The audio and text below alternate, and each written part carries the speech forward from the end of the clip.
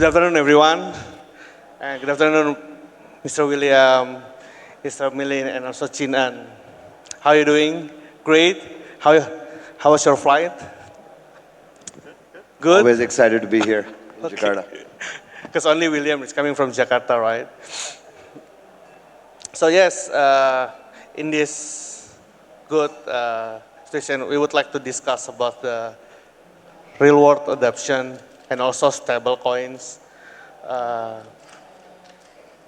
Also with the rise of the stable coin, we know that everyone now talking about the stable coin. Now with the Genius Act, Donald Trump is also talking about the stable coin as well. Everyone from bank, from institution now start to adopt stable coin as well. Now, the simple question I would love to hear from you guys that why stable coin, right? Why finally stable coins could be the latest innovation that we already know stablecoin is actually was there back then 2014. There was USDT from Tether, right? But why now? Why now stablecoin? I would love to hear from you first, Chinan. Sure. So good afternoon, everyone. It's good to be here. So my name is Chinan.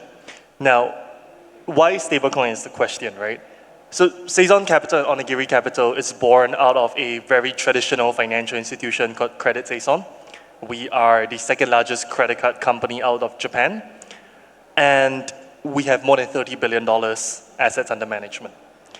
I think the answer for why stablecoin is very simple. Today, if I want to contact someone in my Tokyo office, I send an email, I send a WhatsApp, it gets to him or her right away. But to send money, whether it's from Tokyo to Singapore, Singapore to Tokyo, if it's on a Friday afternoon, they don't get the money until it's Monday morning. On top of that, we pay a whole bunch of fees, FX, banks, and all that, which is insane, right? Because this is theoretically our money, right? We're just moving money from one entity to the other. So I think really what we are seeing, it's the reason why stablecoins is taking off, it's we can finally move money at the speed of the internet, right? We've gotten used to being able to communicate with each other in a split second, but the way money moves has not caught up with it. But finally, I think with stablecoins, that moment has arrived. What about you, Milin? Yeah, hey guys, Milind here. Thanks to TIA for having all of us and for driving this conversation, Nathan. I am the founder of Xweave. We got incubated through Temasek's blockchain incubator. We've been live since January of this year, and what we are is an orchestrator, right? So it's a very different model to what's out there, what most people are talking about. We're essentially building kind of what we think of as very base level infrastructure to move real-time funds, right? And do it in a regulatory friendly way. And I think the core concept around any of the DeFi coins, concepts, assets, whatever you want to look at it, has always been about real time. What has always been missing is mainstream adoption, right? And the mainstream adoption hasn't come because of certain concerns around, is that regulatory clean, is it not?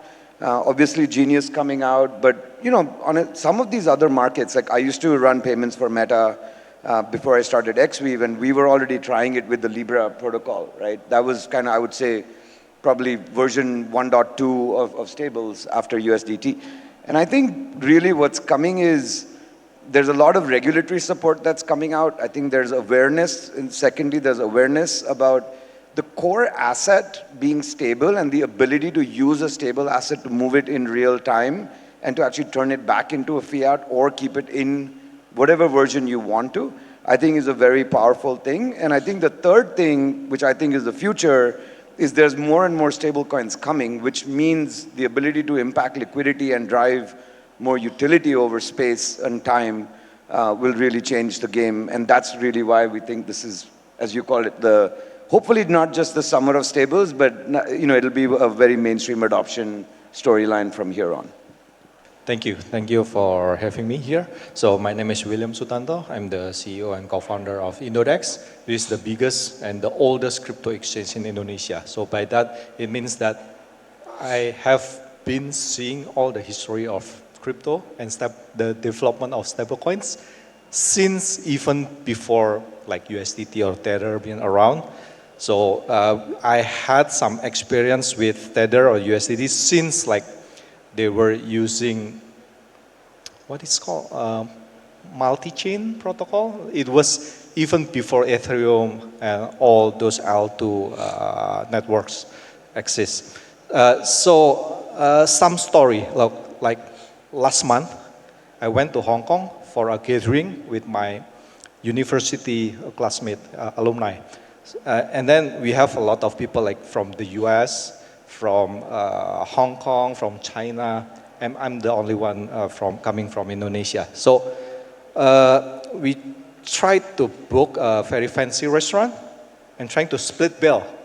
So that's the problem begins. Like for all the Chinese, they use WeChat. For American, they use Seal or something. I forgot the name, Cell. And then for the Hong Kongers, they use Pay Me or something. I forgot. Yeah, from SSBC, right? For me, I don't have any solution. I'm detached from the world that time. And then the only thing that I can use is using USD stablecoin. That fortunately, the one who booked the restaurant want to accept. So I think that the world currently is like more and more borderless, right? So I know like a lot of companies, they trying to make a solution to integrate all the payment system. But blockchain is the only solution now that can connect everyone in the world without limit. So anyone who have the connection to the internet and have some device, hardware, they can connect to blockchain. So by that, anyone, either the end customer or businesses, if they can utilize stablecoin, they directly connected to the global financial industry. So that's the reason I think stablecoin is very important. It's very makes sense actually. Right. Also with the fact that currently stablecoin is dominating by the USD-backed stablecoin, right? 99.9% currently are using USD-backed stablecoin, and we know also that there is more than 15 local currency stablecoin that already issued by several developing countries, like Indonesia as well. We do have IDRX. How do you see local stablecoins could give another value compared to USD stablecoin? Right? Could you start, please, William? Sure, I'll go first. Look, I think from our perspective, what we believe is, why is there only one major type of a stable, right? Whatever the currency is. If you believed in that world, none of our countries would have their own currency, right? And that's kind of like, if you just go back to how money supply works and how utility and, obviously US dollar works, right? Nobody's saying that the US dollar product doesn't work. For us, for example, we're helping companies live already, right, who are doing treasury movements between Philippines and Singapore, Indonesia and Singapore.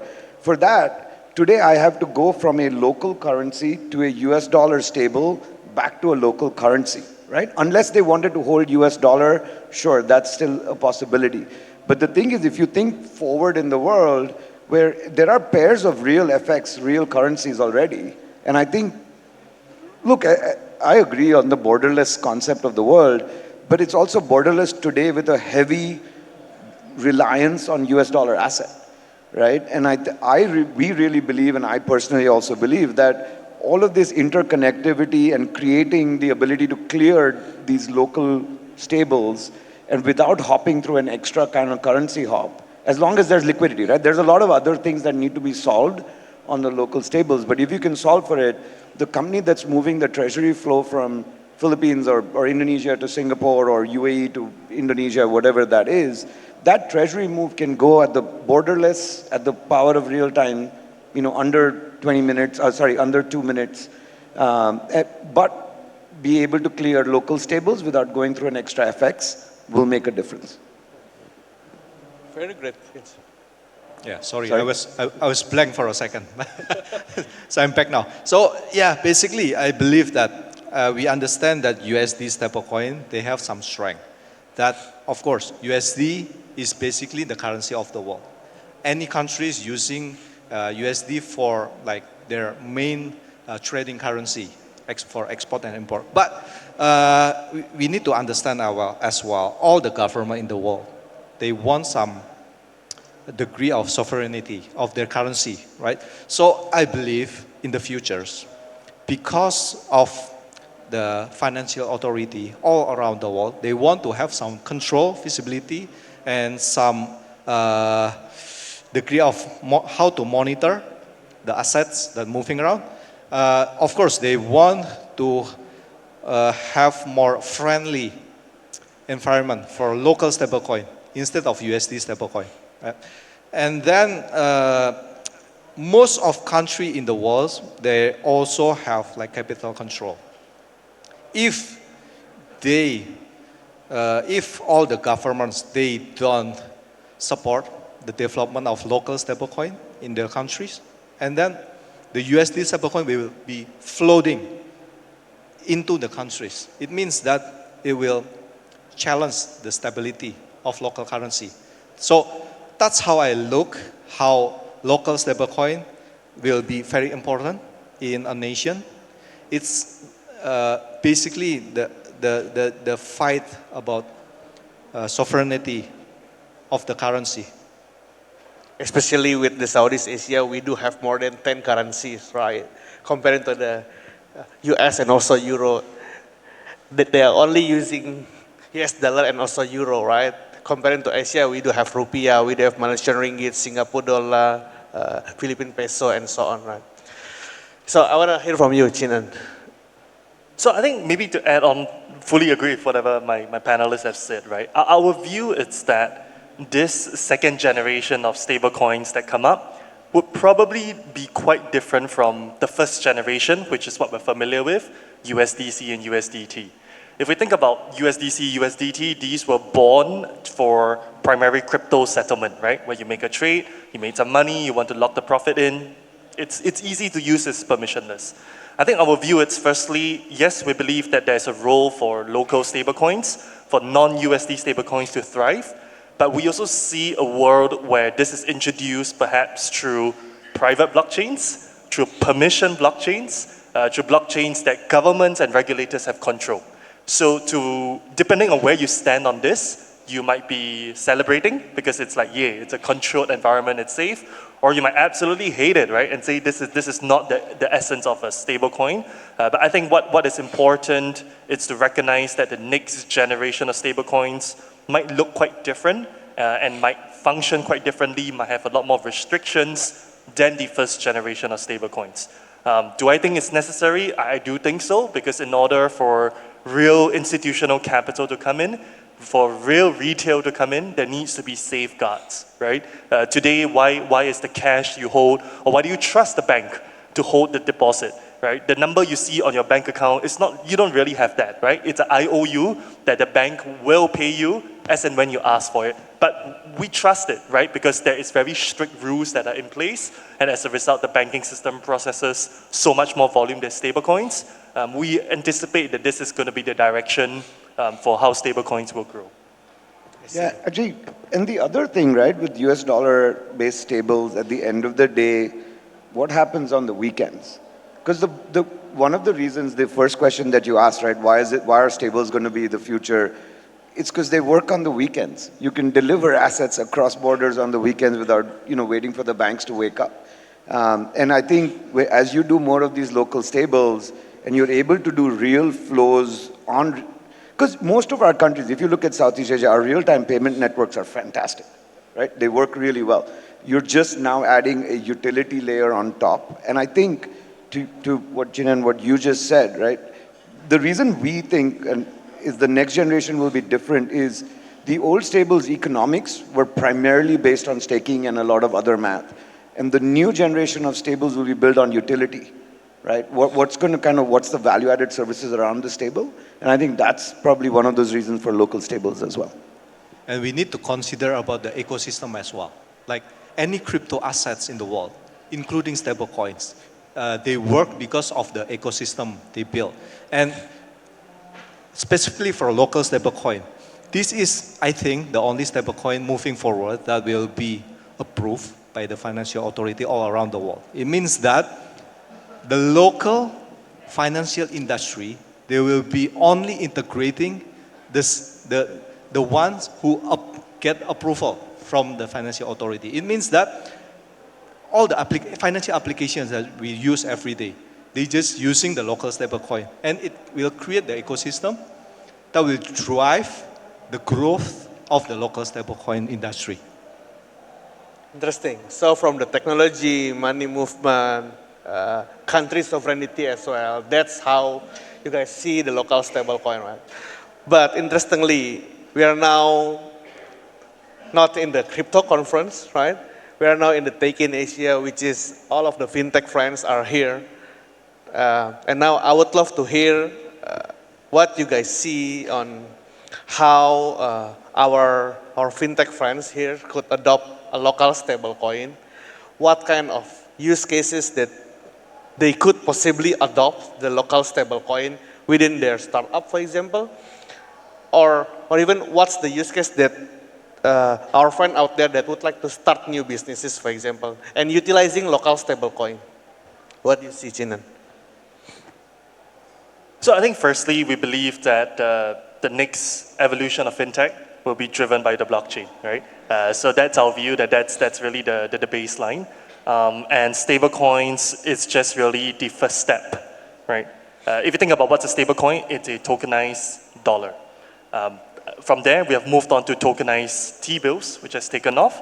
And more recently, we have seen tokenized funds. So our view is that this world has a whole spectrum of financial assets. You can map it from the most liquid, which is the dollar, or a local currency, to the least liquid, which may be something like real estate, right? And what we're seeing is the progressive tokenization and more of these assets being created on the blockchain. And stablecoin is sort of like the base currency, right? The base layer for that. So I think what we're excited and what we're going to see, and I think where we're seeing also a lot of companies come out, it's progressing through the different asset classes of liquidity, of pricing discovery, and slowly tokenizing them one by one. I think over here in Indonesia, there's already a few startups that's already working on that. There's D3 Labs that's tokenizing funds. There's Goro, which is tokenizing real estate. So we're going to see more and more of these players emerge. And I think to me, that's also what's exciting, right? Because the stablecoin is really just a starting point. What can you do with a stablecoin? I think that's going to be the next 2 to 3 years. Interesting. Yeah, I think the biggest use case for local stablecoin in the future is, of course, about payment. But the problem with Indonesia specifically is that we have like law about the currency in Indonesia that stablecoin is not yet approved as the method of payment in Indonesia. But to be honest, I think eventually it will be there, like because we can see that people using USD stablecoin already Indonesia and all around the world. If the government they don't open the door for this kind of innovation, then we will left behind. And then other than payment that currently we cannot enable yet, the other use case is for remittance, for cross-border payments, cross-border transfer, like the story that I said before, right? Because I believe the capability of cheap and fast cross-border payment is not only for wealthy people, not only for institutions. Everyday people, common people, they deserve to have this kind of feature as well. That because as I can understand, currently the only option for micro cross-border payment will take around like 3 to 5% of fee, right? Which is not ideal, of course. If we are using stablecoin, we can reduce it to less than 1%. So I think this is the best use case that we can have. Yeah, we're looking forward to working with you on working on that use case. I think from our perspective, as somebody who's already working on remittances on certain corridors and working on treasury, I think there's certainly a day one use case for treasury management where you can actually do instant delivery. Why is the bank sitting on your cash for 3 days, right? And by the way, that's coming from somebody who used to work at a bank, right? So, but the point is, it's also about knowing exactly how much is going to end up on the receiver side. And I think that's one of the core strengths. That's how we built it, right? Is end to end, tell somebody what it's going to cost and have that much show up with full regulatory clarity. I think the other thing that is also very clear from a use case perspective is the ability to actually move money real time, irrespective of the use cases. So I think it's not just remittance, it's not just treasury. In some cases, we've been waiting for the real-time payment systems across this world to interconnect with each other. It hasn't happened, right? And it's at least been worked on at least for 7 years, other than the PR. I think, and Chinan and I were talking about it, right? The third point I'd make is, we don't think this world, at least from an Xweave perspective, doesn't start and end with stablecoins. I think stablecoins is what's happening today. Why can't I take a tokenized gold asset and move it across borders as long as the regulator, clarity exists, regulatory clarity exists, and that has even more liquidity behind it than most stables, right? So I think RWAs, if you call it as a very large bucket of RWAs, will also empower cross-border money movement. I do think that there's a lot of numbers out there on stablecoins. The reality is how many of those things are actually impacting the average person today is relatively small, right? It's impacting the people who are extremely technologically advanced. I know how to hold, I can have a cold wallet, I can do all of those fancy things. The reality, what we think of at Xweave is we want to be able to become a pipe, give it to somebody who's already giving that service to someone, and drop their cost of goods, right? So if you drop the provider's cost of goods, in most cases, if they're smart, they will actually drop the cost down the line. Maybe not, it'll take time till they figure out that all the competition's doing it. But I think this is going to be a way of the future. It's just a matter of time. Okay. Good question. Last month we also heard about one of our country in the Singapore just announced the stablecoin payment for Grab, right? Grab just announced the Grab Pay using stablecoin for the payment in Singapore for foreigner to be able to spend USDT in Singapore, right? How do you see other fintech company in Asia be able to adopt stablecoin for payment, especially in, for example, in Indonesia right now, we do have QRIS system that already being so great, right? But how about the other country? Is it possible? Do you think for them to be able to adopt the stablecoin payment later on? I can go first. I think he already said this. Not having regulation around digital assets and stablecoins is going to leave countries behind, right? Whatever that time frame is, and look, regulators' jobs are to regulate, right? Let's be honest about it. Their job is not necessarily to innovate, but the point is there's already a secondary system that's working, that is very reliable and technologically forward. I think some of these regulators were making these early plays, so it's not just Singapore, right? Obviously, we're very proud to be in Singapore's next generation of what they're building on cross-border payments called Bloom. Hong Kong is launching multiple stables. The Japanese yen-based stables are also coming. Obviously, you guys are here, and hopefully there'll be more clarity on that viewpoint. So I think this is not doing this is going to be just either left behind or kind of just turning a blind eye to something that can really impact people in the world, right? Also, if you think of remittances, by enabling digital assets, you actually help the GDP of your own country, because you will be able to deliver more money, more value to the families, as an example of people who are working outside. So what's the reason to not do it? It's just fear right now. Maybe one thing I'll add is, obviously there's a lot of positivity around this, and of course we're all believers in this, which is why we're here. But I would throw out sort of one word of caution out there, right? Which is, fundamentally we see that stablecoins, tokenized assets, it's meant to improve the financial system, and what it means is that there is potentially a cap to how much you can actually charge What do I mean by that? If you are a stablecoin cross-border provider, you can't be charged, your maximum ceiling for charging is how much Wise is charging, right? Because you can't charge more than that. If you charge more than that, then why go through a stablecoin, right? I just go to your existing options. So I think from that perspective, like founders, builders in this need to be very cognizant of that. Just by putting like a stablecoin there doesn't solve all your problems, right? Expectation is that you do it cheaper, faster, better. Then the question is, okay, if it's cheaper, then how are you actually making the money, right? So I think really that's the expectation that customers are going to have. Sure, you offer a lot of benefits, but then it's also important to think about how do you do the value capture, the value extraction for yourself, right? Same thing as stablecoin issuers. It's easy to issue a stablecoin to say, oh, look, I'm going to make money on deposits, but sorry, right? Like the interest rates are coming down now, right? Gone are the days. It's already happening, actually. Yeah, it's already happened, right? So gone are the days where you could just park $1 billion, make 4% in the US dollar risk-free, so that creates new challenges for the builders that I think I also want to call out, which I think both of them are very fully aware of.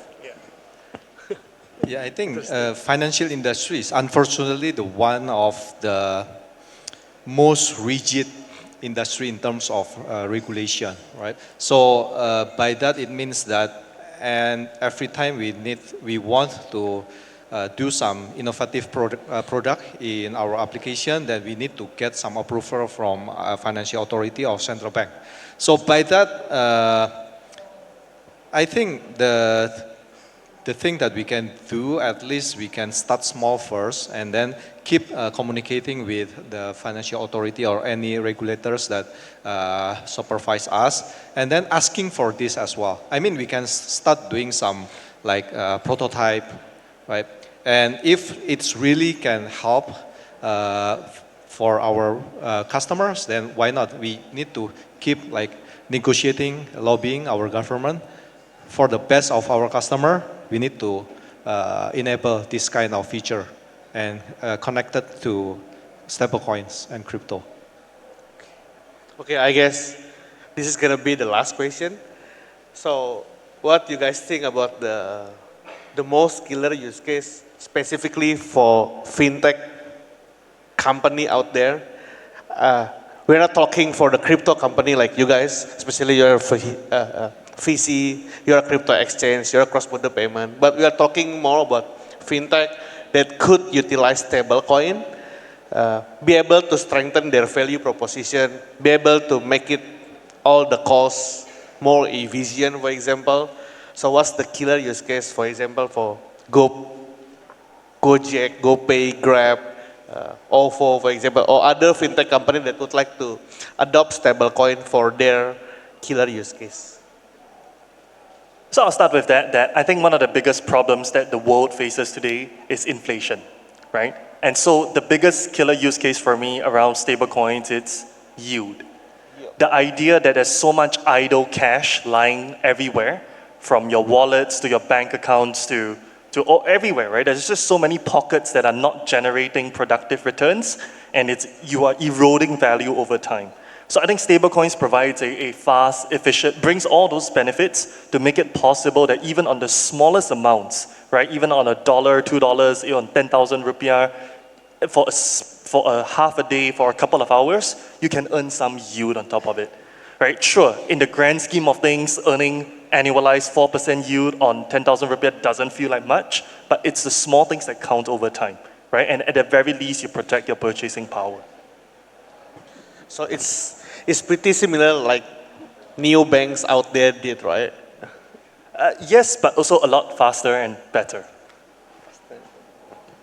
Yeah, I mean, look, I think from our perspective, it's very clear, right, that if you're a fintech, you built your fintech on a forward-thinking philosophy, whatever that philosophy was, whether it was in investing, whether it was in neobanks, whether it was in remittances, whether it was in treasury, whatever it is.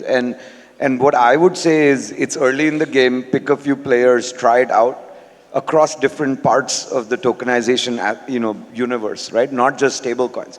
I think stablecoins is one way, cross-border, the power of stablecoins being decimalized and getting to almost 10th digit is really powerful, and you can build stuff around that. But I think if you're a fintech today, you can't ignore this, right?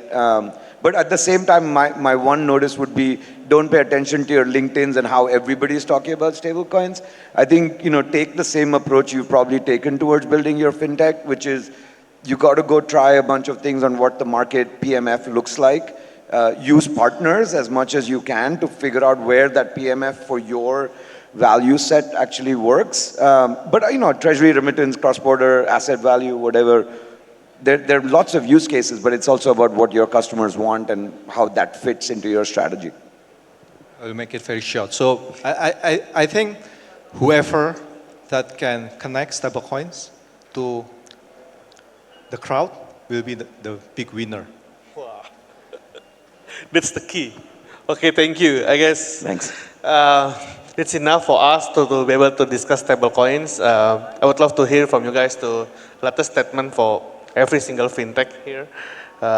If they want to join and adopt stablecoin, what kind of advice that you want to tell with them, especially with the regulators that probably hear and listen you across the Asia. What's the suggestion for every single regulator?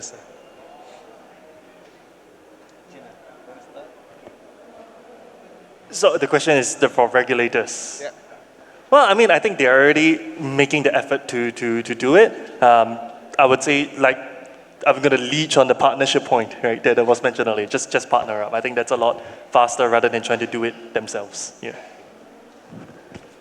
Yeah, I think the biggest advice I can give, having run fintechs before, is everybody's going to come and sell you that their product is the best, right? And I think that's why taking a multi-pronged approach of figuring out who is your best partner and who can deliver the most value, who has a roadmap that can adjust to your roadmaps, I think is extremely important. I think from a regulator perspective, it's on everybody's radar. They're already looking at it. It's a factor of who's going to move first and who's going to move deep. We just need to embrace, or we will be left behind. Oh, okay, straightforward. Thank you very much, Chinan, Mr. Milling, and also Mr. William, to have you here and discuss RWA and also the stablecoins.